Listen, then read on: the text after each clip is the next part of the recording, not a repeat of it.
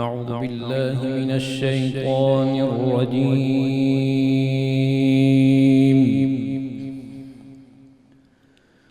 بسم الله الرحمن الرحيم.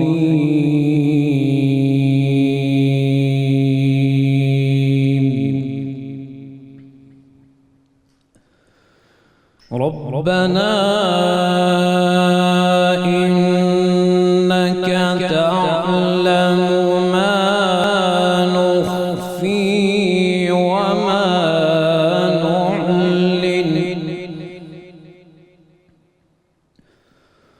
وما يخفى على الله من شيء في الأرض ولا في السماء.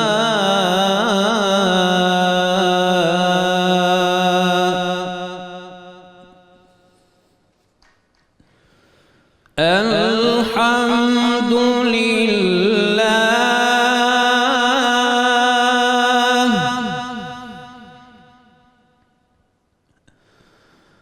الحمد لله الذي وهب لي على الكبر إسماعيل وإسحاق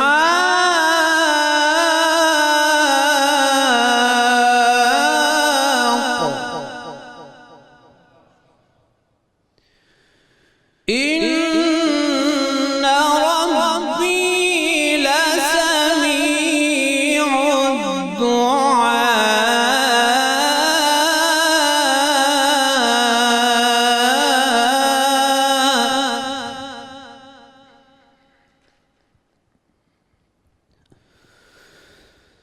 الحمد لله الذي وهب لي على الكبر إسماعيل وإسحاق إن ربي لسميع الدعاء.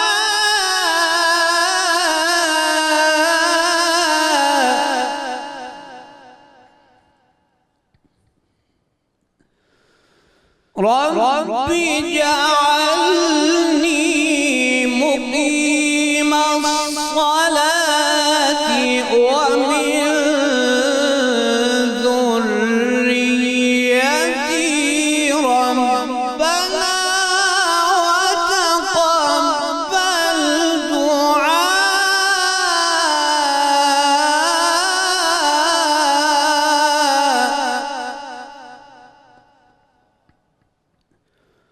ربنا اغفر لي ولوالدي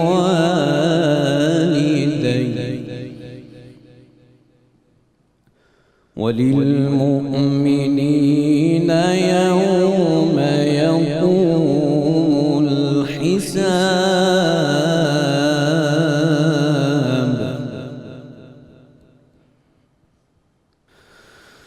رب اجعلني مقيم الصلاة ومن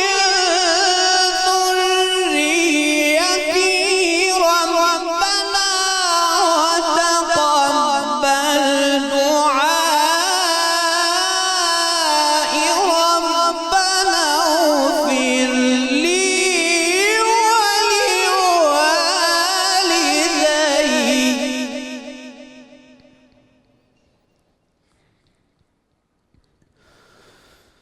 ربنا وتقبل دعائي.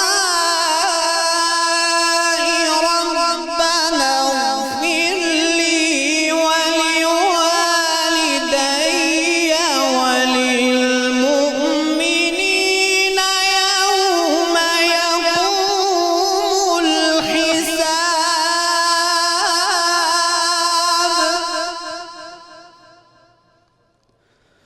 ربنا اغفر لي ولوالدي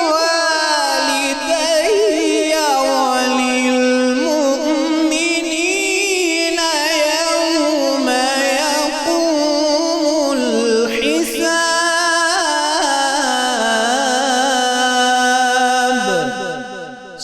صدق اللہ العظیم۔ ماشاء اللہ، سبحان اللہ۔ جناب قاری سید خالد حمید کاظمی صاحب تلاوت کلام پاک سے ہمارے قلوب منور فرما رہے تھے۔ الحمدللہ رب العالمین والصلاة والسلام علی سید الانبیاء والمرسلین، اللہم صلی علی سیدنا و مولانا محمد وعلی آلہ واصحابہ وبارک وسلم وصلی علیہ۔ دنیا کے تمام دیکھنے والوں کو، تمام چاہنے والوں کو، تمام پیار کرنے والوں کو، اور جہاں جہاں تک اس وقت میری آواز کو سنا اور مجھے دیکھا جا رہا ہے، جنید اقبال کی جانب سے انتہائی محبت کے ساتھ السلام علیکم۔ ایک بار پھر ناظرین، آپ کو رحمت رمضان کی خصوصی براہ راست نشریات میں سحری کے خوبصورت سے موقع پہ میں دل کی گہرائیوں سے خوش آمدید کہتا ہوں۔ ناظرین کرام، ایک بات تو بالکل طے ہے اور اس پہ کوئی دوسری رائے ہو ہی نہیں سکتی، یعنی میں ابتدائی گفتگو میں یا ابتدائی جملوں میں یہ بات سمجھا دینا چاہتا ہوں کہ اس پوری کائنات میں احترام کے، اکرام کے، مقام کے، مرتبے کے اور پروٹوکول کے جتنے بھی استعارے ہیں ناظرین، یا جتنے بھی استعارے ہو سکتے ہیں، یہ تمام استعارے بنے ہی محبوب کریم صلی اللہ علیہ وآلہ وسلم کی بارگاہ اور اس بارگاہ سے جڑی ایک ایک شے کے لیے ہیں۔ یعنی یوں سمجھ لیجئے کہ کوئی بھی شے جب سرکار مدینہ صلی اللہ علیہ وآلہ وسلم کی بارگاہ سے جڑ جاتی ہے تو پھر اللہ تبارک و تعالیٰ اس کے پروٹوکول کو اور اس کے مراتب کو بھی بلند کر دیا کرتا ہے۔ یہ وہ بارگاہ ناظرین، یہ وہ چوکھٹ ہے جس کا ادب، جس کی توقیر، جس کا پروٹوکول خود خالق کائنات نے سکھلایا ہے، کسی انسان نے نہیں بتلایا۔ یعنی نبی کریم صلی اللہ علیہ وآلہ وسلم کی چوکھٹ کا کیا ادب ہے، کیا مقام ہے، کیا مرتبہ ہے، کیا پروٹوکول ہے، یہ کوئی انسان سکھلا بھی نہیں سکتا ناظرین، چونکہ یہ خالق کائنات کا معاملہ ہے، اور خالق کائنات اپنے محبوب کے معاملے میں کسی کو دخل اندازی کی اجازت بھی نہیں دیتا، لہٰذا یہ سارا پروٹوکول نبی کریم صلی اللہ علیہ وآلہ وسلم کا اللہ تبارک و تعالیٰ نے سیٹ کیا ہے۔ دنیا کے بڑے بڑے شہنشاہوں کے دربار ناظرین ایک طرف ہے، اور سرکار مدینہ صلی اللہ علیہ وآلہ وسلم کے حجروں کے آداب ایک طرف ہیں۔ یہ وہ حجرے ہیں ناظرین جہاں حاضری کے بھی آداب ہیں اور حضوری کے بھی آداب ہیں، جہاں بیٹھنے کے بھی آداب ہیں، جہاں سے اٹھنے کے بھی آداب ہیں، جہاں گفتگو کرنے کے بھی آداب ہیں، جہاں خاموش رہنے کے بھی آداب ہیں، جہاں سوال کرنے کے بھی آداب ہیں، جہاں سے جواب لینے کے بھی آداب ہیں، اور جہاں سے رخصت لینے کے بھی آداب ہیں۔ یہ وہ بارگاہ ناظرین جس کے بارے میں فرشتوں کو پابند کیا گیا کہ میرے محبوب کی بارگاہ میں بے اجازت نہ جانا، میرے محبوب کے حجروں میں بے اجازت نہ جانا، کیونکہ انہی مقدس حجروں میں سرور دو جہاں صلی اللہ علیہ وآلہ وسلم کے ساتھ مومنوں کی عظیم ترین مائیں بھی تشریف فرما ہیں، جن کے سروں پر وازواجہ امہاتہم کا عظیم ترین اور قیمتی ترین تاج سجا ہوا ہے۔ یعنی انہی حجروں میں ناظرین وہ مائیں بھی تشریف فرما ہیں جو دنیا کی تمام ماؤں سے برتر ہیں، بہتر ہیں، عظیم تر ہیں، اور دنیا کی تمام ماؤں کی بھی مائیں ہیں۔ یعنی وہ مائیں تشریف فرما ہیں جن کو اللہ تبارک و تعالیٰ اپنے پیارے محبوب اور خاتم النبیین صلی اللہ علیہ وآلہ وسلم کی زوجیت کے لیے چنتا ہے۔ ناظرین کرام، انہی عظیم ماہوں میں ایک ماں رفیقہ محبوب رب العالمین ہیں، مکین جنت البقیع ہیں، سیدہ ام سلمہ سلام اللہ علیہا۔ آج انشاءاللہ مل کر ان کی بارگاہ میں ہم ہدیہ عقیدت پیش کریں گے کہ کروڑوں سلام ہماری پیاری ماں حضرت ام سلمہ سلام اللہ علیہا پر، جن کو اللہ تبارک و تعالیٰ نے اس مقام و مرتبے سے نوازا کہ جو کاشانہ وجہ وجود کائنات اور کاشانہ محبوب خدا صلی اللہ علیہ وآلہ وسلم کی زینت بنی۔ کروڑوں سلام ہماری ماں پر، جن کی دعاؤں کو اللہ تبارک و تعالیٰ نے سرور دو جہاں صلی اللہ علیہ وآلہ وسلم سے عقد کی صورت قبولیت کا اعلیٰ شرف عطا فرمایا۔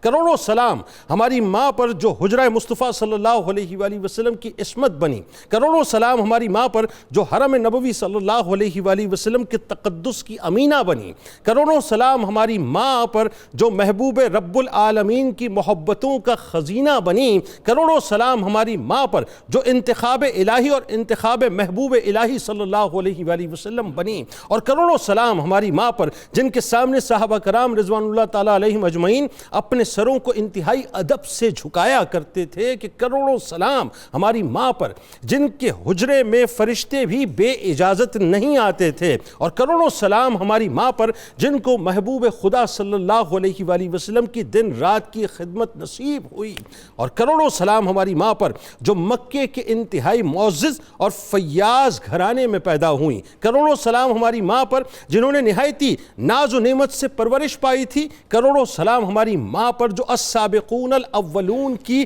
صف میں شرف صحابیت کے ساتھ ساتھ شرف زوجیت سے بھی منور ہوئیں، اور کروڑوں سلام ہماری ماں پر جو اللہ اور اس کے رسول صلی اللہ علیہ وآلہ وسلم پر فدا ہونے کا جذبہ اپنے ایمان کی بنیاد بنائی ہوئی تھیں، کروڑوں سلام ہماری ماں پر کہ عبادت و ریاضت جن کا امتیاز بنا، کروڑوں سلام ناظرین ہماری ماں پر کہ زہد و تقوی جن کا ناز بنا، کروڑوں سلام ہماری ماں پر کہ علم حدیث اور علم فقہ جن کی پہچان بنی، کروڑوں سلام ہماری ماں پر کہ آقا کو مشوروں میں جن کی بڑی شان نظر آتی تھی، کروڑوں سلام ہماری ماں پر کہ وفا و قربانی جن کا حوالہ بنتی تھی، کروڑوں سلام ہماری ماں پر کہ فہم و فراست جن کی دوشالہ بنتی تھی، اور کروڑوں سلام ہماری ماں پر کہ جن کے ذریعے سے عورتوں کو وہ مقام اور مرتبہ ملا ناظرین کہ صلح حدیبیہ کے موقع پہ آج جو خواتین یہ کہتی ہیں کہ ہمیں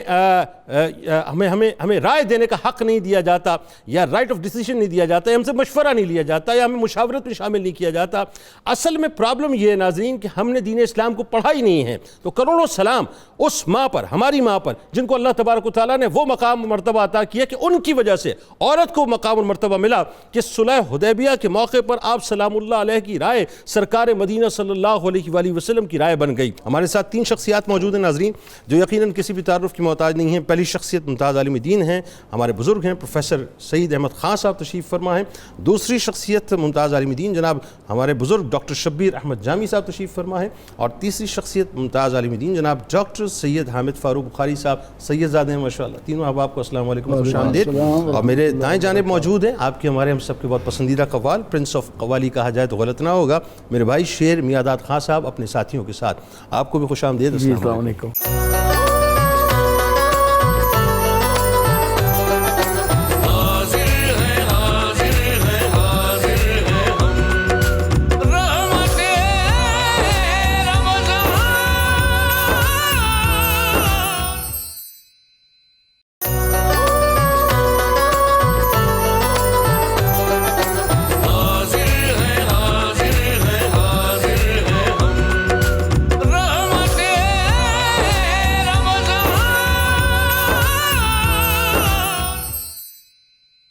پروفیسر آغاز کرتے ہیں سب سے پہلے حضرت مسلمہ سلام اللہ علیہ کا خاندانی تعارف، اور آپ کی جو ایک خاندانی فیاضی جس کی مثال ظاہر رہتی دنیا تک دی جاتی رہے گی۔ پھر ایک اور جو خاص بات ہے کہ آپ سلام اللہ علیہ کو السابقون الاولون کا تاج بھی ملا، اور پھر جو قربانیاں آپ نے دی ہیں ہجرت حبشہ وغیرہ اور دین کی راہ میں، بتائیے ذرا۔ بسم اللہ الرحمن الرحیم، اللہم صلی علی محمد کما تحب و ترضی۔ جنید اقبال صاحب ابھی شیر میاں صاحب کہہ رہے تھے کہ کروں اس کرم کا شکر میں کیسے ادا۔ بالکل صحیح۔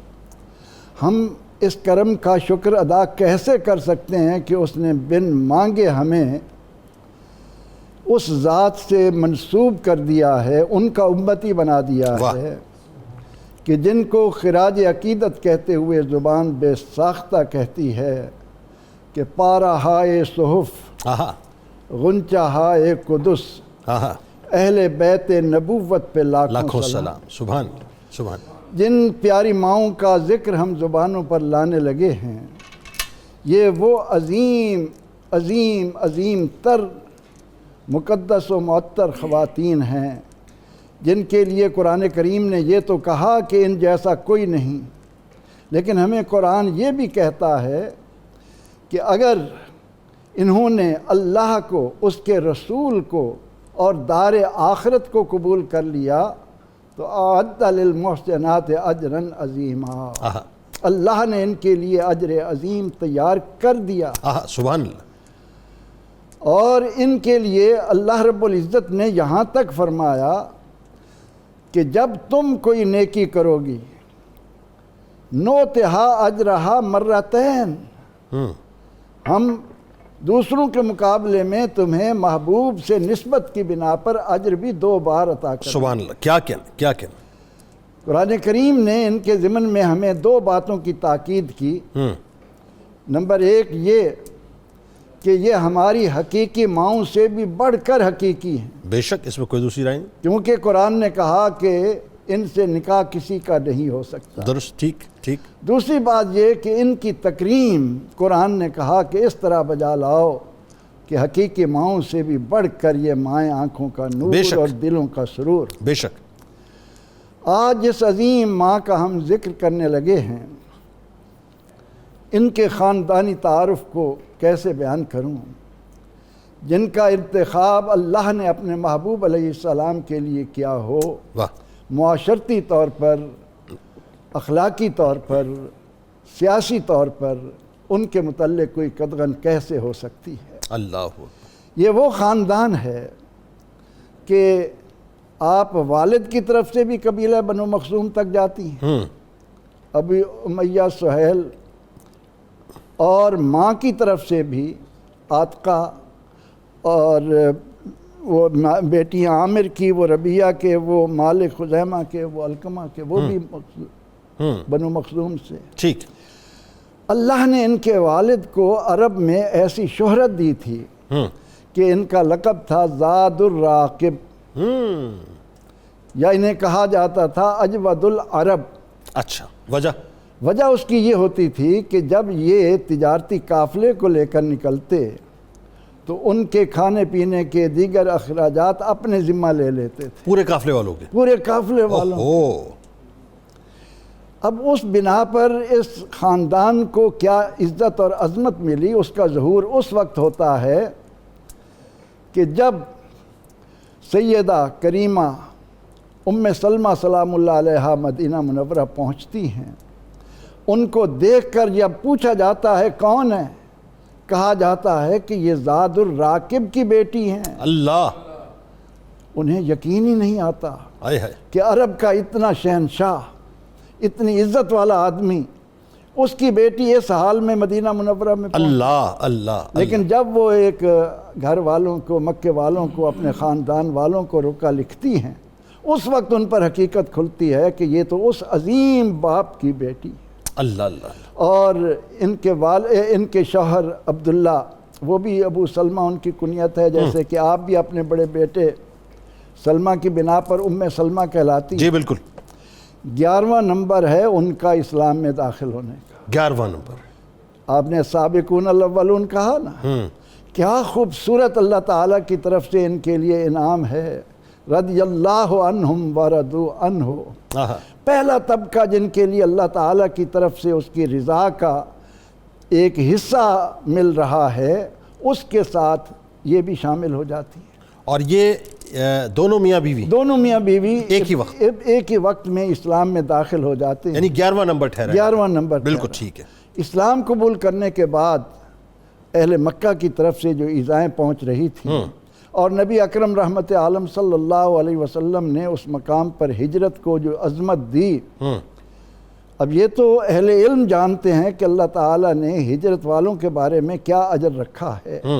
تو انہوں نے بھی، دونوں میاں بیوی نے حبشہ کی طرف ہجرت کی.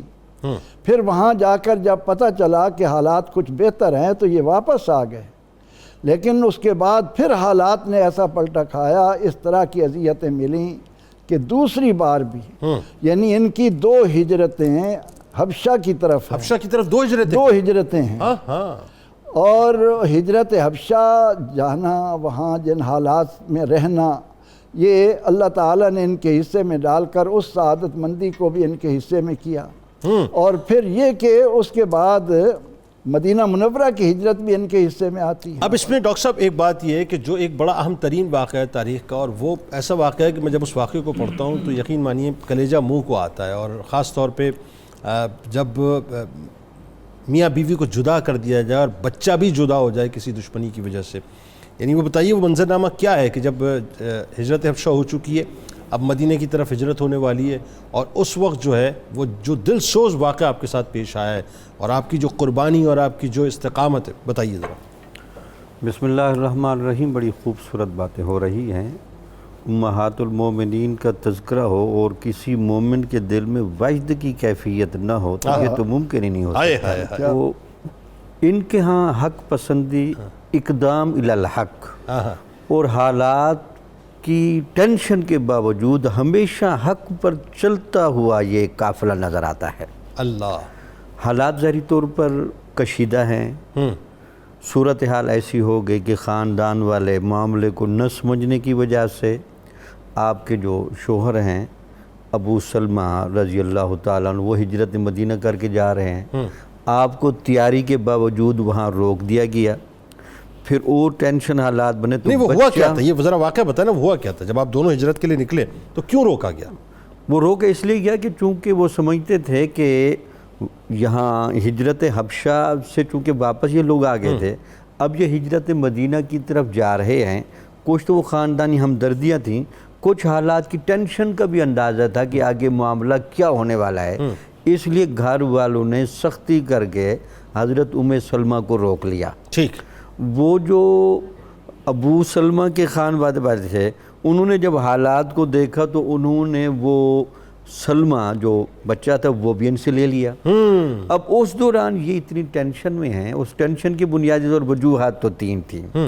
ایک وجہ تو یہ تھی کہ مکے کے ماحول میں بھی رہتے ہوئے وہ ایک اپنے آپ کو یعنی تسلی کی کیفیت میں نہیں فیل کر رہی تھی، بچے کی محرومی کا گہرا احساس، خامند کے ساتھ تعلق کا بھی گہرا احساس، تو آپ اس چیز کو جو کور کرنے کے لیے جو آپ کا ایک کہہ لیں دل کو پگھلانے والا رویہ ہے، اس میں بھی بڑی گہری حکمت ہے۔ اللہ، آپ کوئی واویلا نہیں کرتی، کوئی شور شرابہ نہیں کرتی، آئے ہائے، صرف ایک جگہ تنہائی میں جا کر اپنے فراق کے جذبات کو آنسو بہا کر ختم کر دیتی۔ اللہ اکبر۔ یہ ہو سکتا تھا کہ آپ گھر والوں سے ذرا سختی کرتی یا ادھر کوئی باتیں کرتی، لیکن آپ نے سمجھا کہ چونکہ یہ لوگ سمجھدار نہیں ہیں تو ایک جگہ پر جا کر اپنے آنسو بہاتی تھیں، اس منظر کو یاد کر کے اپنے دل کو تسلی دے لیتی تھی۔ یعنی وہ روایتوں میں خیال یہ بھی آتا ہے نا کہ وہ روز جس جگہ جہاں سے وہ بچھڑی تھیں وہ روز آ کے وہاں پہ بیٹھا کرتی تھی، ابتہ جگہ اسی مقام کے اوپر، اسی مقام پر بیٹھتی تھی،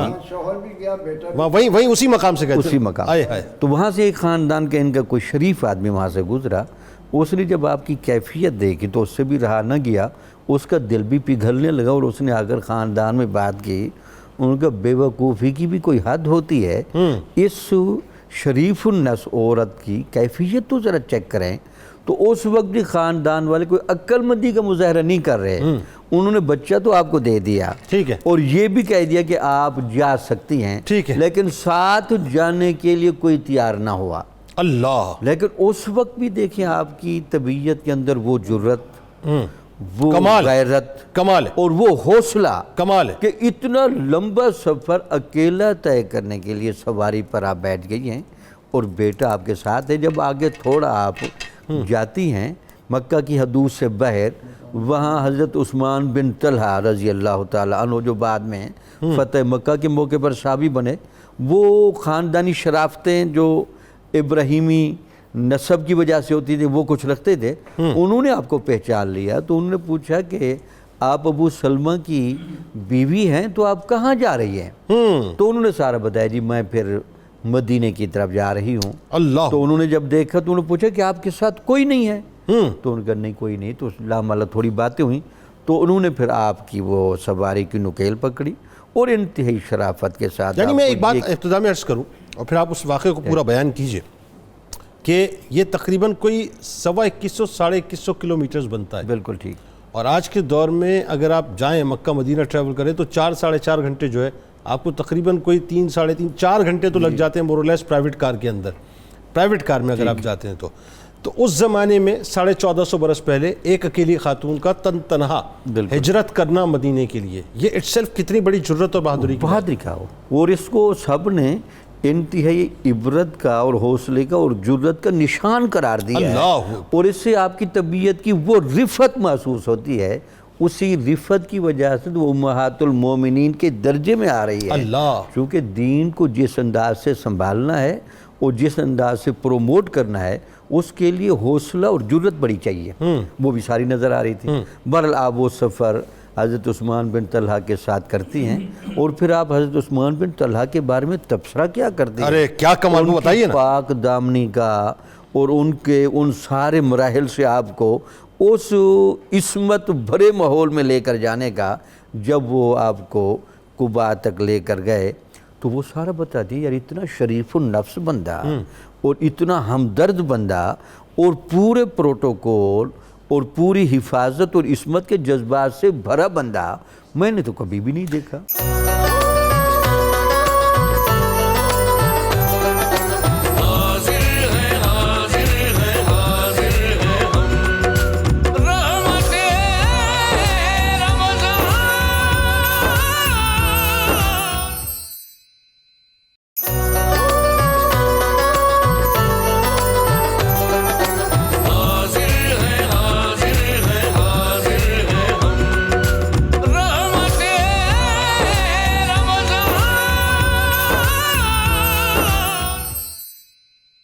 آپ کے شوہر، ظاہر اللہ نے آپ کو کیا مقام عطا کیا، بدر میں بھی آپ موجود، احد میں بھی آپ موجود، حضرت ابو سلمہ رضی اللہ تعالیٰ عنہ، اپنا مقام و مرتبہ اللہ نے دیا آپ کو، جو شہادت آپ کی ہوئی۔ پھر وہی بات ہے کہ یہ بھی دیکھیے کیسی بات ہے کہ سرکار علیہ السلام نے جو جنازہ آپ کا ادا کیا، اس جنازے کی اپنی ایک نظیر ہے، بتائیے ذرا۔ بسم اللہ الرحمن الرحیم۔ جنید بھائی، یقیناً دلوں کی دھڑکن بے ترتیب ہے، کیونکہ جس طرح قبلہ نے فرمایا کہ جب امہات المومنین کا تذکرہ ہو تو بحیثیت مومن آج میری ماں کا تذکرہ ہے۔ بات یہ نا کہ ایمان والوں ہی کے دل کی دھڑکن تیز ہوتی ہے، تو اب وہ کیفیت واقعی ایسے ہے، امہات المومنین کا تذکرہ ہے۔ اللہ رب العزت اسے اپنی بارگاہ میں قبول فرمائے۔ اور جہاں آپ نے اپنا انٹرو ختم کیا جس جملے پہ، اور جس جملے پہ حضرت نے گفتگو ختم کی، میں اسی کو آگے بڑھانا چاہوں گا کہ دیکھیے حضرت عثمان بن طلحہ کا تذکرہ بار بار ہو رہا ہے کہ آپ نے زوجہ مصطفیٰ صلی اللہ علیہ وسلم کی سواری کی لگام پکڑی ہے اور خدمت ابھی کی۔ زوجہ نہیں ہوئی ہیں، کمال تو یہ ہے، وہاں ایمان بھی نہیں لائے، کمال یہ ہے۔ ابھی زوجہ بھی نہیں ہوئی ہیں اور وہ صحابی بھی نہیں وہ ہوئے، صحابی بھی نہیں ہوئے ہیں، میں یہ عرض کرنا انہوں نے چاہ رہا ابھی ہوں۔ کلمہ بھی نہیں پڑھا ہے، جی اور میرا رب دیکھ رہا ہے۔ فَمَن يَعْمَلْ مِثْقَالَ ذَرَّةٍ خَيْرًا يَرَهُ وَمَن يَعْمَلْ مِثْقَالَ ذَرَّةٍ شَرًّا يَرَهُ۔ ذرہ برابر شر بھی وہ دیکھتا ہے، ذرہ برابر خیر بھی وہ دیکھتا ہے۔ میرا رب دیکھ رہا تھا، فتح مکہ کا منظر آیا، میرے آقا نے عثمان بن طلحہ کو بلایا اور پھر اسے کعبے کی چابی دے کر زمانے کو یہ بتایا، لوگوں یاد رکھو جو میری زوجہ کی چند لمحوں کے لیے یہ خدمت کرتا ہے، رب نے اسے کلید بردار کعبہ بنایا ہے تا قیامت آپ کی نسل میں یہ سلسلہ چلے گا۔ لیکن جو اس سے ہم سمجھنا چاہتے ہیں وہ یہ ہے کہ جس نے زوجہ مصطفیٰ کی زوجہ ہونے سے پہلے چند لمحے خدمت کی، میرے رب نے کلید بردار کعبہ بنایا، تو جس نے خود مصطفیٰ کی 42 سال خدمت کی ہے، اس کے بیٹے کو میرے رب نے مولود کعبہ بنایا۔ کیا بات ہے، دیکھنا چاہیے کہ میرے رب نے کتنا مقام عطا فرمایا۔ 42 سال دسترخوان بھی بچھایا ہے اور بستر بھی بچھائے ہیں، اور میرے آقا صلی اللہ علیہ وسلم کو مبارک کا مبارک لقب بھی عطا فرمایا۔ اور سب سے پہلے یہ ایک روایت ہے کہ مصطفیٰ کریم کے لیے مصطفیٰ کا لقب بھی جناب ابو طالب نے استعمال فرمایا۔ تو میرا رب سب کچھ دیکھ رہا ہے اور یقیناً وہ اجر عطا فرماتا ہے۔ عثمان بن طلحہ کو جو آپ کے دل کی بات ہے اسی کے صدقے میرے رب نے عطا فرمایا ہے، اور مصطفیٰ کریم کے صدقے میرا رب کتنا عطا فرمائے گا۔ اب میں علامہ ابن حجر عسقلانی اور جناب امام ذہبی کے اس جملے سے آغاز کرنا چاہتا ہوں آج کی مجلس کا کہ کانت ام سلمہ موصوفۃ بالجمال البارع والعقل البالغ والرأی الصائب۔ 3 صفات بیان ہوئی جناب ام سلمہ کی۔ پھر جناب ابو سلمہ کے حوالے سے چند میں معروضات پیش کرتا ہوں۔ کہا گیا کہ آپ خوبصورتی میں بھی انتہا پہ تھی، جمال بارع تھا اور عقل بھی بالغ تھی، صرف ظاہری خوبصورتی نہیں تھی، اللہ نے عقل اور شعور اور فکر کی بھی سلامتی عطا فرمائی تھی۔ والرأی صائب، اور خواتین میں اپنے زمانے کی خواتین میں میرے رب نے رائے میں بھی آپ کو ممتاز فرمایا تھا، صاحب الرائے بنایا تھا۔ جی، صاحب الرائے بنایا، یہی وجہ ہے حدیبیہ کا مقام۔ جی، آگے اس پہ بات کریں گے، یقیناً تفصیل سے بات ہوگی۔ تو جناب ابو سلمہ کا جس طرح حضرت پروفیسر صاحب نے تھوڑا سا تذکرہ فرمایا کہ آپ کا نام ہے عبداللہ بن عبد الاسد، یہ وہ ہستی ہیں۔ اب میں جناب ام سلمہ کا تذکرہ کروں یا ابو سلمہ کا کروں؟ ابو سلمہ رسول اکرم صلی اللہ علیہ وسلم کے پھوپھی زاد ہیں، میرے آقا صلی اللہ علیہ وسلم کی پھوپھی جان جناب برہ بنت عبد المطلب کے صاحبزادے ہیں، اور میرے آقا صلی اللہ علیہ وسلم کے ایک روایت کے مطابق رضائی بھائی بھی ہیں میرے رسول کے۔ کتنا اللہ نے یہ مقام انہیں عطا فرمایا، یہ بھی تو اللہ کا انتخاب ہے نا۔ ظاہری طور پہ نسبی میرے رسول کا کوئی بھائی نہ ہے نہ ہو سکتا ہے، اس میں بھی اللہ کی حکمتیں ہیں، لیکن یہ رضائی بھائی جناب ابو سلمہ کو بنایا۔ جنید بھائی، اللہ نے تو بنا دیا نا، ابو سلمہ نے بن کے دکھایا ہے کہ میں مصطفیٰ کریم کا رضائی بھائی ہوں۔ اور بھائی ہوتے کیا ہیں؟ والسابقون الاولون کا مقام جو اللہ نے قرآن عزیز میں بیان فرمایا، والسابقون الاولون من المہاجرین والانصار والذین اتبعوہم باحسان رضی اللہ عنہم ورضوا عنہ وعد لهم جنات تجری تحتها الانہار خالدین فیہا ابدا. اور یہ لوگ کامیاب ہو گئے. جب یہ کلمہ پڑھنے کے لیے دونوں ہستیاں آئیں, میاں بیوی دونوں آئے, میرے رسول نے اسلام پیش کیا, تو جب اسلام قبول کرنے لگے 11ویں نمبر پہ انہوں نے کلمہ پڑھا ہے. اب کسی بھی سیرت نگار نے فرق نہیں کیا, دو بندوں نے کلمہ پڑھا ہے, کسی ایک کا 11واں ہونا چاہیے, دوسرے کو 12واں ہونا چاہیے, دونوں نے اکٹھا پڑھا ہے, لیکن ہر ایک کے لیے سب سیرت نگاروں نے 11واں ہی لکھا ہے. ابو سلمہ کا بھی 11واں نمبر ہے, ام سلمہ کا بھی 11واں نمبر ہے. میرے آقا نے جب اسلام پیش کیا, قبول کر کے کہنے لگے 11ویں والے ان کا صدقہ کھاتے رہے. بالکل تو میرے آقا صلی اللہ علیہ وسلم جب اسلام پیش کیا تو جناب ابو سلمہ نے قدموں پہ ہاتھ رکھ کے کہا, سب سے پہلے آپ کے رضائی بھائی کا حق بنتا ہے کہ وہ آپ کا کلمہ پڑھے اور اسلام کو قبول کرے. یہ بتایا کہ اللہ نے اگر مجھے یہ مقام عطا فرمایا تو میں نے ساری زندگی اس اعزاز کو اپنے سینے کے ساتھ لگا کر رکھا. جب ہجرت حبشہ سے, پہلی ہجرت سے واپس آ گئے, جب یہ خبر پہنچی تھی کہ شاید مکے والوں نے کلمہ پڑھ لیا ہے, تو جب واپس آ گئے تو جناب ابو طالب کے گھر آ کے انہوں نے پناہ لی تھی. جناب ابو طالب کے گھر, کیونکہ وہ ان کے ماموں جان ہیں, برہ بنت عبد المطلب کے صاحبزادے ابو طالب بن عبد المطلب کے بھانجے ہیں.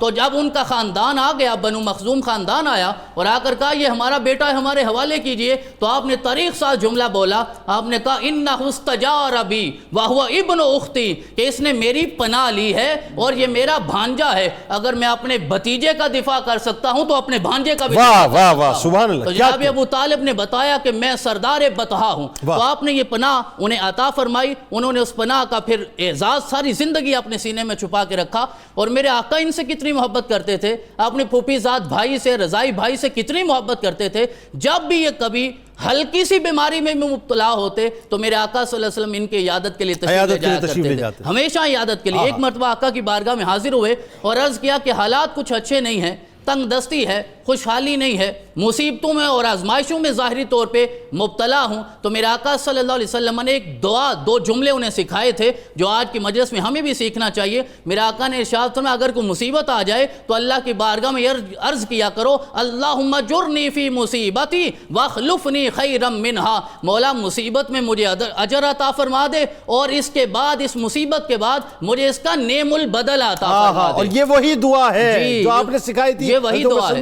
جناب ابو سلمہ گھر آئے تو ام سلمہ کہتی بڑے خوش تھے, بے پریشان تھے, آئے خوش تھے. میں نے پوچھا تو کہنے لگے سید کائنات نے یہ نسخہ عطا فرما دیا ہے. کہا مجھے بھی سکھا دیجئے. مجھے سکھایا تو میں ساری زندگی یہ سوچتی رہی کہ مجھے اب ابو سلمہ سے بہتر کون مل سکتا ہے. جب سرور کائنات کا پیغام نکاح ملا تو مجھے پتا چلا کہ میرے آقا صلی اللہ علیہ وسلم نے یہ دعا کیوں عطا فرمائی تھی. اچھا, اب وہ بدر اور بدر کے بعد احد اور اس کے بعد آپ کی شہادت اور پھر جنازہ بتائیے. بدر میں بھی آپ نے شرکت فرمائی ہے, احد میں بھی شرکت فرمائی, اور احد میں آپ کا بازو جو ہے وہ زخمی ہو گیا تھا اور اسی بازو کا زخم پھر بڑھتا بڑھتا ایک اور سریہ میں, ایک اور جنگ میں بھی شرکت کی. وہ آپ کو 150-200 کے لشکر کے ساتھ بھیجا تھا, وہاں بھی تشریف لے گئے. بہرحال اسی وغیرہ کے اوپر زخم کی تاب نہ لاتے ہوئے آپ شوال 4 ہجری میں آپ کی شہادت ہو جاتی ہے اور جنازہ بھی سرور کائنات صلی اللہ علیہ وسلم نے خود پڑھایا ہے. جنازے کے بعد جب آپ نے ہاتھ اٹھائے تو آپ نے یہ دعا دی ہے جناب ابو سلمہ کو. دعا کے لفظ یہ اللہم اغفر لی ابی سلمہ,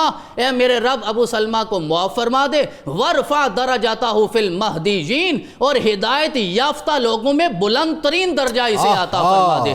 یہ دعا کی اور آگے عرض کیا مولا وخلفہ فی عاقبہ فی الغابرین, پیچھے رہ جانے والوں میں قیامت تک اس کا اچھا تذکرہ جاری فرما دے. بعد میں آنے والے 1400 سال بعد بیٹھ کر بھی جب تذکرہ کریں گے ابو سلمہ کا, یہ دعائے مصطفیٰ صلی اللہ علیہ وسلم, یہ دعائے مصطفیٰ ہے جو قبول ہوگی. سر وہ اس میں 9 تکبیروں کا آپ نے نہیں بتایا مجھے, وہ جو آپ نے جنازے پہ 9 تکبیریں ادا کی, وہ کیا بات ہے؟ جی وہ بھی تو اللہ کی طرف سے یہ حکم تھا کہ یقیناً ان کا درجہ اتنا بلند ہے کہ میرے آقا صلی اللہ علیہ وسلم تکبیرات میں اضافہ فرما رہے تھے. اور پھر آپ نے دعا میں یہ کہا اللہم اغفر لنا ولہو لابی سلمہ, اے مولا ہمیں بھی معاف فرما دے, ابو سلمہ کو بھی معاف فرما دے. اور آخری جملہ آپ نے دعا کی وفسح نورہ فی قبرہ, مولا تو اپنا نور اس کی قبر میں جاری فرما دے, اس کی قبر میں اندھیرا ختم ہو جائے, ظلمت مٹ جائے, نور ہو جائے. ونور لہ فیہ, اور قبر کو وسیع بھی فرما دے, نور بھی عطا فرما دے. یہ میرے آقا صلی اللہ علیہ وسلم نے ان کے ساتھ محبت کا اظہار کیا. یہ تھا کہ صحابہ نے جب سوال کیا رسول اللہ صلی اللہ علیہ وسلم یہ 9 تکبیریں, تو آپ نے فرمایا اگر ان پہ 1000 تکبیریں بھی پڑھی جاتی تو کم تھی. کیا مقام اور مرتبہ اللہ نے آپ کو عطا کیا ہے.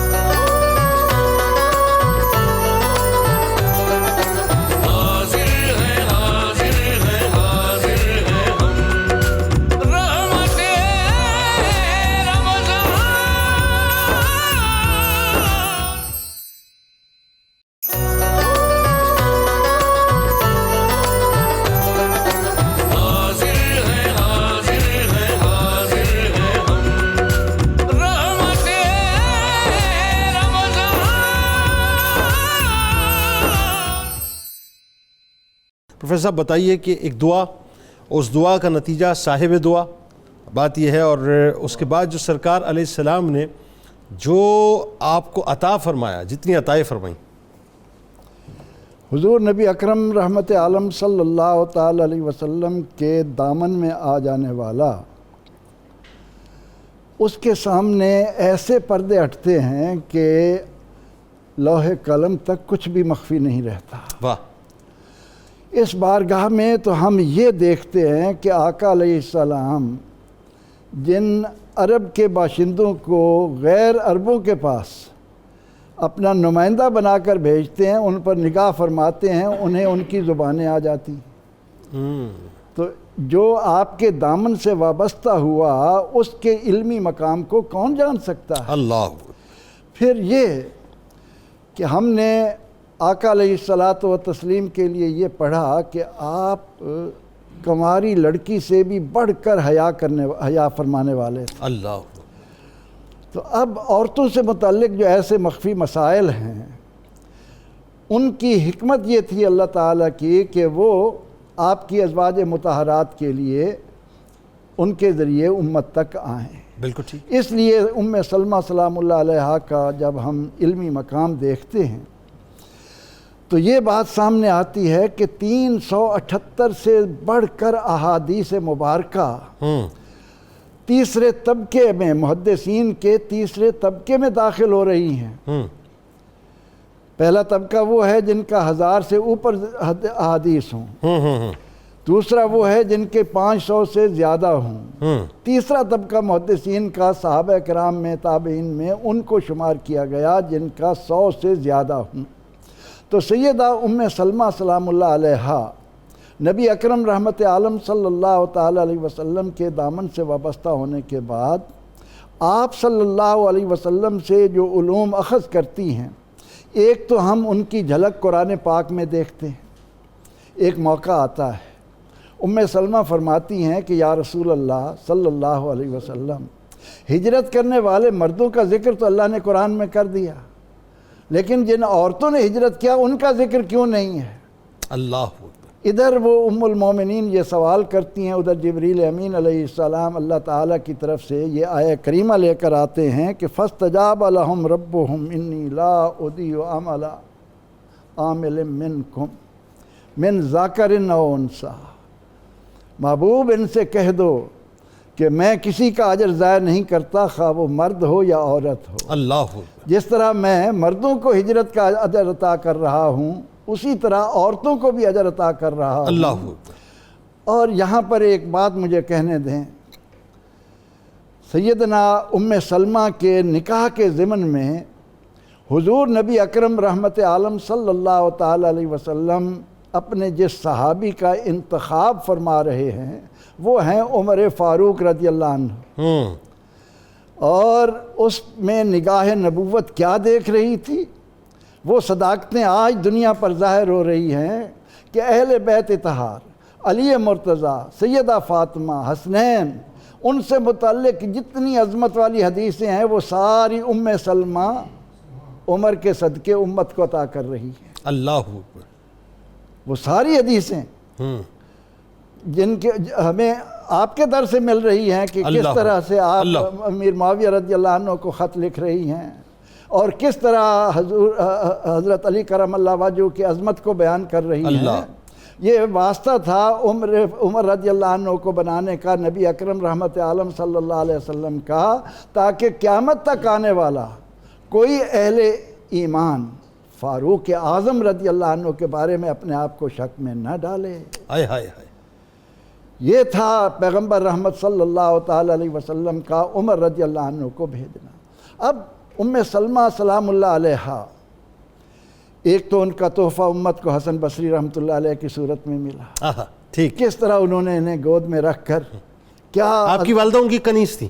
کنیز تھی نا، تو آپ تھے بھی حسن، نام بھی اسی لیے حسن رکھا۔ تو ام سلمہ ان سے اتنا پیار کرتی تھیں، اور پھر حسن بصری رحمۃ اللہ علیہ تابعین میں کس مقام پر آئے۔ تو ہم یہ دیکھتے ہیں کہ 33 کے قریب صحابہ کرام اور تابعین ام سلمہ سلام اللہ علیہ سے فیض حاصل کرنے والے ہیں۔ آپ کا حرم پاک میں آنا، ایک تو اس میں دیکھیں جیسے باتیں چل رہی ہیں کہ اللہ تعالیٰ کا جو ایک انتخاب ہوتا ہے، چنیدگی ہوتی ہے، وہ کن رہوں سے گزرتے گزرتے آخری نتیجے پر ایسے جوبن سے نظر آتا ہے کہ عقل حیران رہ جاتی ہے کہ یہ قافلہ حوصلہ اور قافلہ جرت کہاں کہاں سے چلتا اپنی منزل کی طرف بڑھ رہا ہے۔ اللہ، حضور نبی اکرم صلی اللہ علیہ وسلم کا جو علم ہے یا آپ کی روحانیت ہے یا آپ کے جو فیوضات ہیں، یہ جن جسموں سے وابستہ ہونے تھے ان کا انتخاب حکمت ازلی کے اندر پہلے سے ہو چکا تھا۔ بالکل ٹھیک ہے۔ اب وہ دعا جس کا ہمارے پروفیسر صاحب تذکرہ کر رہے تھے، وہ بھی بنیادی طور پر سکھائی اس لیے گئی تھی، اے ام سلمہ زندگی میں یہ دعا ضرور کرتے رہنا کہ اگر ابو سلمہ دنیا سے چلے گئے تو آپ کو ان سے بہتر نعم البدل ملے۔ حالانکہ یہاں صبر کی دعا بھی کی جا سکتی تھی، 4 بچے ہو چکے ہیں، لیکن اس کے باوجود چونکہ قدرت کا ایک اپنا انتخاب ہوتا ہے، ایسا ذہن چاہیے، ایسا دل چاہیے جو امانت نبوی کو سنبھالنے کا اہل ہو سکے۔ اور وہ جس وقت یہ دعا آپ کو ظاہر سکھائی گئی تو آپ یہ سوچتی تھیں کہ اب ابو سلمہ رضی اللہ تعالیٰ عنہ سے بہتر نعم البدل کون ہو؟ لا محالہ جی، چونکہ ابو سلمہ بھی اپنے اعتبار سے، مالی اعتبار سے اور خاندانی وجاہت کے اعتبار سے اور نسب کے اعتبار سے بھی بہت اعلیٰ تھے اور بالکل ان کے پائے کے برابر تھے، تو سوچتی تھی۔ اچھا، اس میں ایک اور جو بات باقی میں تفصیلات ملتی ہیں، عرب کے اندر یہ ایک بڑا اچھا کلچر تھا، اگر اس طرح کی عورت جہاں نظر آتی، شرفاء بھی اس کے ساتھ تعلق جوڑنے میں شرف محسوس کرتے تھے۔ سیدنا صدیق اکبر رضی اللہ تعالیٰ عنہ کا جب پیغام گیا تو آپ حیران رہیں اور خاموش رہی۔ ٹھیک۔ اس کے بعد حضرت عمر رضی اللہ تعالیٰ عنہ کا بھی پیغام گیا تو آپ حیران اور خاموش اس لیے تھیں کہ دعا میں جو بتایا گیا بہت بہتر نعم البدل، یہ نعم البدل تو اچھے ہیں لیکن بہت بہتر نظر نہیں آ رہا۔ لیکن جب حضور نبی اکرم صلی اللہ علیہ وسلم کا نام آپ کے سامنے لیا گیا تو وہ جو ایک چنیدگی کے فطری جذبات تھے، ایسی وابستگی پیدا ہوئی کہ آپ حیران بھی ہو رہے ہیں، اور قدرت الہیہ کا وہ منظر آپ نے دیکھا کہ حضور نبی اکرم صلی اللہ علیہ وسلم آپ کے زوج مطہر بنے اور آپ ان کی زوجہ مطہرہ بنی، اللہ، تو آسمان نے وہ منظر بھی دیکھا۔ پھر آپ کو پتہ ہے کہ جب آپ کے ساتھ یہ باتیں کی گئیں، حق گوئی اور سچا پن اور کلیرٹی، یہ بھی لگتا ہے فطرت میں شروع سے ہی تھا۔ بالکل ایسا۔ آپ نے اپنے بارے میں ساری باتیں بیان کر دیں، ہاں، خاندانی طور پر آپ کس طرح ہیں، ٹھیک ہے، آپ کس طرح چل رہی ہیں، بچے آپ کے ساتھ ہیں، یہ سارے معاملات ہیں۔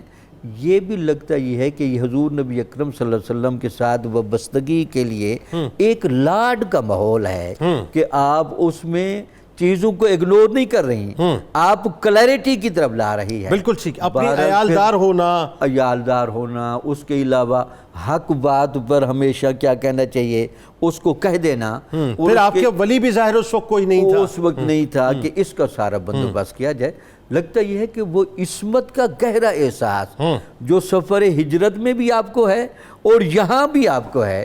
تو دیکھیں جیسے پروفیسر صاحب کے حضرت عمر رضی اللہ تعالیٰ عنہ کو یہاں ثالث کا کردار ادا کرنے کے لیے لایا گیا، تو پھر حضور نبی اکرم صلی اللہ علیہ وسلم کے ساتھ جب آپ کا یہ ایک صحبت اور تعلق کا بڑا قوی تعلق پیدا ہوا، اب حضور نے اس موقع پر جہیز کیا دیا، یہ بڑی عام بات ہے، ایک گھڑا دیا، ایک چکی دی اور ایک تکیہ دیا، چمڑے کا تکیہ، یہ دنیا جہان کو پیغام دینے کے لیے، جس میں خرما کی چھال بھری ہوئی تھی، دنیا کو یہ آپ کی نگاہ بصیرت دیکھ رہی تھی۔ شادیوں کے معاملات میں جہیز کے نام پر جو رکاوٹیں ڈالی جائے گی، میں اس کے لیے اپنی سیرت کو متعین کر کے جاؤں، کیسی بات ہے، تاکہ لوگ پھر بعد میں یہ نہ کہیں۔ دیکھیں نا، اس میں کہہ رہے تھے کہ الفقر و فخری کیوں کہا؟ آپ نے اولیاء کے نزدیک غربت کی اس سطح پر سب کچھ ہوتے ہوئے زندگی گزار کے دکھائی کہ آپ کی امت کا غریب ترین بندہ بھی کل آپ کو یہ نہیں کہا یا رسول اللہ میں غریب تھا، میں دین پر کیسے چلتا، تو وہ بھی اسوہ دکھایا۔ ڈاکٹر صاحب، زہد و تقوی اور عبادات ہماری ماں کا کہ رشک کو بھی رشک آئے، بتائیے ذرا۔ جنید بھائی دیکھیے، یہ حرم کس کا ہے؟ حرم ہے صاحب قرآن کا، تو جو سب صاحب قرآن کا حرم ہے تو سب سے زیادہ انہیں محبت بھی قرآن پاک سے تھی۔ واہ، یعنی زہد و عبادت یا تقوی یا ورع کی جب بھی ہم بات کریں، اگر آپ کی زندگی میں قرآن نہیں ہے تو نہ وہ زہد ہے، نہ وہ عبادت ہے، نہ وہ تقوی ہے۔ تو قرآن اتنا خوبصورت پڑھا کرتی تھیں کہ لوگ آ کر خواہش کا اظہار کرتے تھے، اور آپ انہیں بتایا کرتی تھیں کہ رسول اکرم صلی اللہ علیہ وسلم کیسے قرآن کی تلاوت فرماتے، وَرَتِّلِ الْقُرْآنَ تَرْتِیلًا کو واضح کرتی ہیں، اور پھر ایک ایک حرف پڑھ کے بتاتی ہیں رسول اکرم صلی اللہ علیہ وسلم ایسے ٹھہر ٹھہر کے قرآن کی تلاوت فرماتے تھے۔ جنید بھائی دیکھیے، تعلق باللہ کی یہ کیفیت تھی کہ رسول اکرم صلی اللہ علیہ وسلم کی بارگاہ میں جب وہ حاضر ہو گئیں تو سورہ کاف کی آیت مبارکہ کے وَلَقَدْ خَلَقْنَا الْإِنسَانَ وَنَعْلَمُ مَا تُوَسْوِسُ بِهِ نَفْسُهُ وَنَحْنُ أَقْرَبُ إِلَيْهِ مِنْ حَبْلِ الْوَرِيدِ، کیونکہ یہ رسول اکرم کا حرم ہے تو انہیں پتہ تھا کہ اللہ کی قربت کتنی ہے، تجلیات، انوار، ملائکہ بھی آ رہے ہیں، اور میرا رب براہ راست عطا فرما رہا ہے۔ تو تعلق باللہ کی یہ کیفیت تھی کہ سب سے زیادہ یہ قرآن سے محبت کرتی تھی، میرے رب نے ظاہری خوبروئی بھی عطا فرمائی تھی اور اصابت رائے بھی عطا فرمائی تھی۔ اور روزے کے حوالے سے سیرت نگار یہ لکھتے ہیں کہ آپ مسلسل ساری زندگی اسلام قبول کرنے کے بعد اور خاص طور پہ نبی پاک کے حرم میں آنے کے بعد ہر سوموار کو، ہر جمعرات کو اور ہر جمعے کو روزہ رکھا کرتی تھی۔ آپ نے کبھی اس روزے کو چھوڑا نہیں ہے۔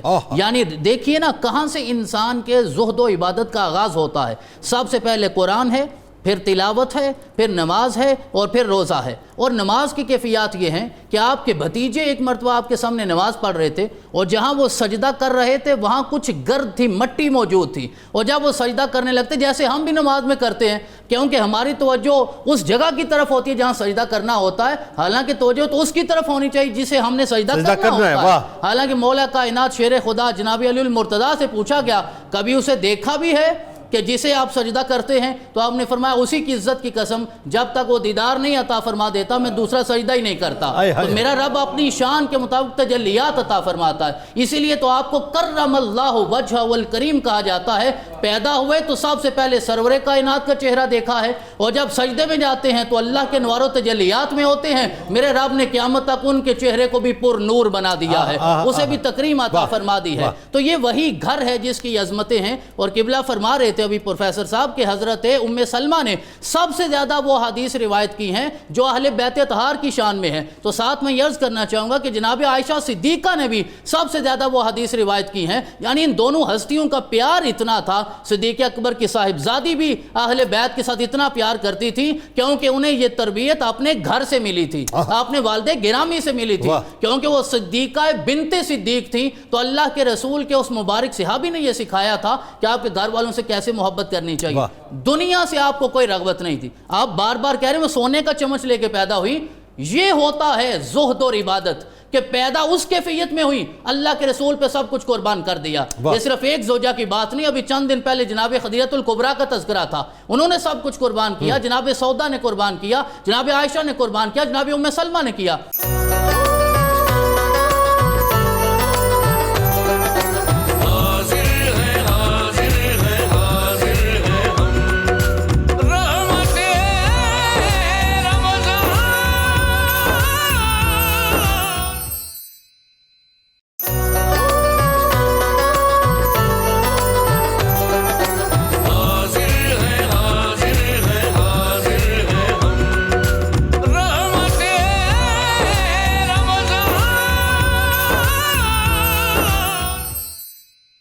اچھا اب ذرا یہ بتائیے کہ اس میں اللہ تعالیٰ نے جو مقام اور مرتبہ حضرت ام سلمہ سلام اللہ علیہ کو عطا فرمایا، خاص طور پہ علمی حوالے سے، جو مرویات آپ کی توسط سے ملتی ہیں ہمیں کہ حضرت عائشہ صدیقہ سلام اللہ علیہ کے بعد خواتین میں اللہ تعالیٰ نے مقام آپ کو دیا ہے، میں چاہتا ہوں کچھ مرویات جو اس پہ گفتگو۔ دو جملے میں یہاں بول دوں، ایک ہوتے ہیں ہنگامی حالات، ایک ہوتے مستقل حالات۔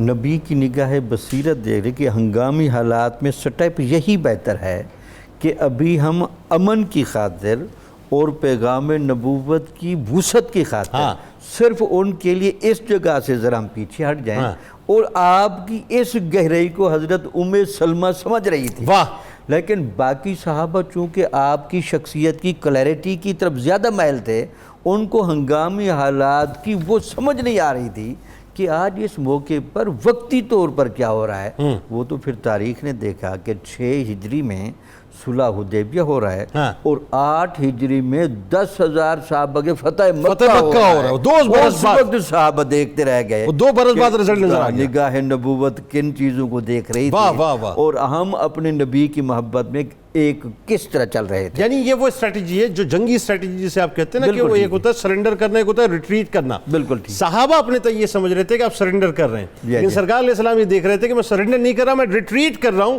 کیونکہ پھر پلٹ کے مجھے واپس ادھر ہی آنا ہے اور پھر فاتح کے طور پہ آنا ہے۔ بتائیے ذرا۔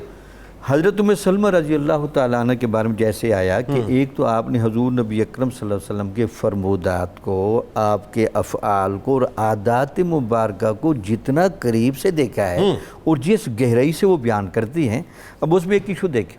حضور نبی اکرم صلی اللہ علیہ وسلم نے مسجد نبوی میں عورتوں کی باجماعت نماز کے لیے کی گنجائش نکالی، ٹھیک ہے، لیکن ایسے فرمودات بھی تھے کہ جب احتیاط مقصود ہو تو عورت کے لیے اصل مسجد اس کے گھر کا وہ کمرہ ہے جو سب سے زیادہ پوشیدہ ہو۔ واہ، یعنی صحن سے اندر کمرہ، کمرے سے اندر کونا، کمرہ وہ سب سے صرف بہتر۔ دونوں دیکھو، اب یہ دیکھنا کہ ان دونوں چیزوں کو کور کرنا، یہ حضرت ام سلمہ کی بصیرت نہیں نظر آتی۔ واہ۔ مسجد نبوی میں بھی نماز پڑھائی جا رہی ہے ترتیب کے ساتھ، لیکن ساتھ یہ بھی فرمود آپ سے ہے کہ حضور نبی اکرم صلی اللہ علیہ وسلم نے فرمایا کہ عورتوں کی سب سے بہترین مسجد ان کے گھر کا آخری کمرہ ہے۔ آئے ہائے ہائے۔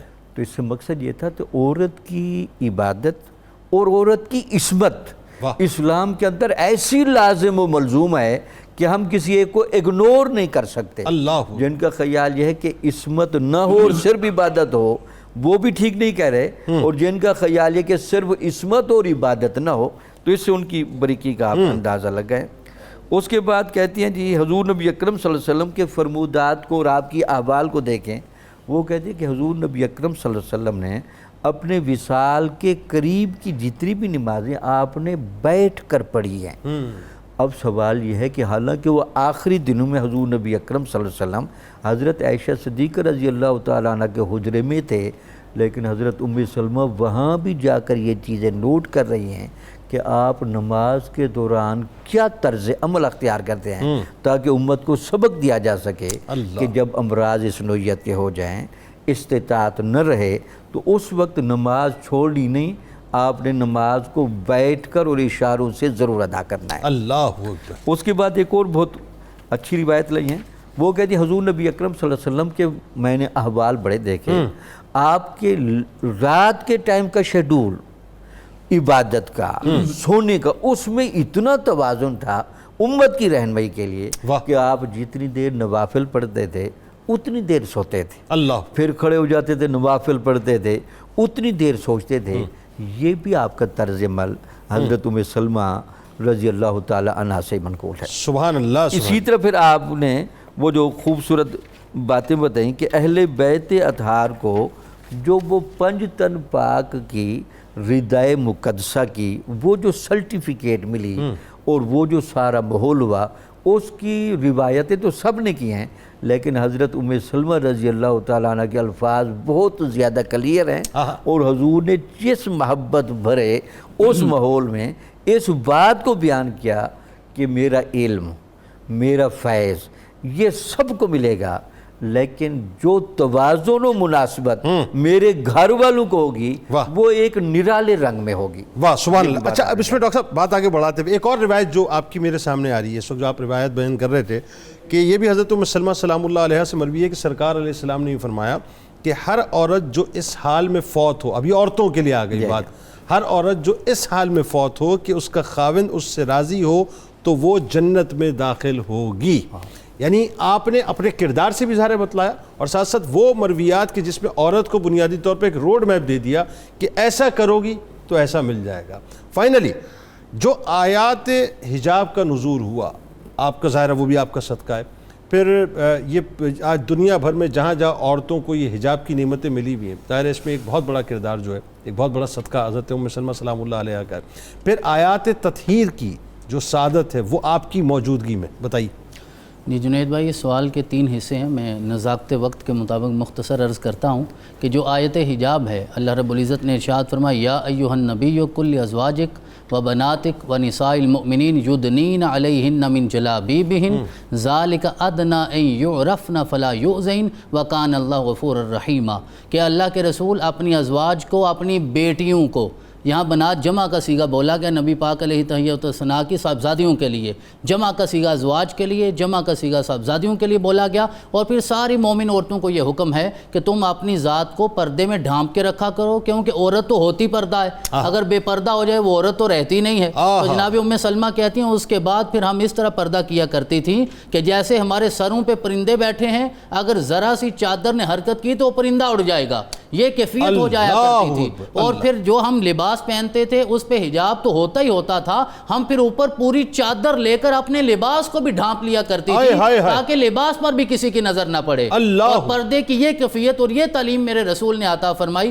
کہ جناب ام سلمہ کہتی ہے میں اور جناب میمونہ سلام اللہ علیہما، یہ دونوں امہات المومنین وہ تشریف فرما ہیں، اور رسول اکرم صلی اللہ علیہ وسلم کی بارگاہ میں نابینا صحابی جناب عبداللہ بن ام مکتوم آ گئے رسول اکرم صلی اللہ علیہ وسلم کی بارگاہ میں، تو میرے آقا نے انہیں ارشاد فرمایا کہ تم پردہ کیوں نہیں کر رہی؟ تو انہوں نے عرض کیا آقا وہ تو نابینا ہیں، انہیں تو نظر نہیں آتا۔ تو میرے آقا نے ارشاد فرمایا تمہیں تو نظر آتا ہے، آپ تو بینا ہیں، جی آپ تو بینا ہیں، آپ کو تو دکھائی دیتا ہے، اور یہ قرآن پاک کی تعلیم بھی ہے۔ تو یہ آیات حجاب کے تناظر میں جو حجاب اور پردے کا سبق جناب ام سلمہ کے ذریعے خواتین کو پہنچا، اسے بھی یاد رکھنا چاہیے۔ اور اگر آج کی مجلس میں جناب ام سلمہ کی اس فضیلت کی طرف میں اشارہ نہ کروں کہ یہ وہ ام المومنین ہیں جنہیں رب رحمان نے جناب جبریل کی زیارت بھی عطا فرمائی، جبریل کو بھی دیکھا ہے اور حضرت دحیہ کلبی کی صورت میں دیکھا ہے، دحیہ کلبی کی صورت جی دحیہ کلبی کی صورت میں دیکھا ہے۔ وہ کہتے ہیں کہ جناب کائنات سید کائنات صلی اللہ علیہ وسلم کے گھر میں دحیہ کلبی تھے اور آقا ان سے باتیں کر رہے تھے، اور آج آپ نابینا صحابی آئے تو مجھے کہا کہ پردہ کر لو، دحیہ کلبی ہیں تو مجھے یہ فرمایا نہیں کہ پردہ کر لو۔ میں دیکھتی جا رہی ہوں، یہ اس کے بعد کی بات ہے، جی اس کے بعد کی بات، پردے کی آیات کے نزول جی پردے کی آیات کی بات کی بات۔ تو جب وہ دحیہ کلبی چلے گئے تو میرے آقا نے مسکرا کے پوچھا جانتی ہو کہ یہ کون آئے تھے؟ میں نے کہا دحیہ کلبی، آپ نے ارشاد فرمایا دحیہ کلبی نہیں، دحیہ کی صورت میں جناب جبریل آئے تھے۔ یہ فضیلت بھی جناب ام سلمہ کو حاصل ہے۔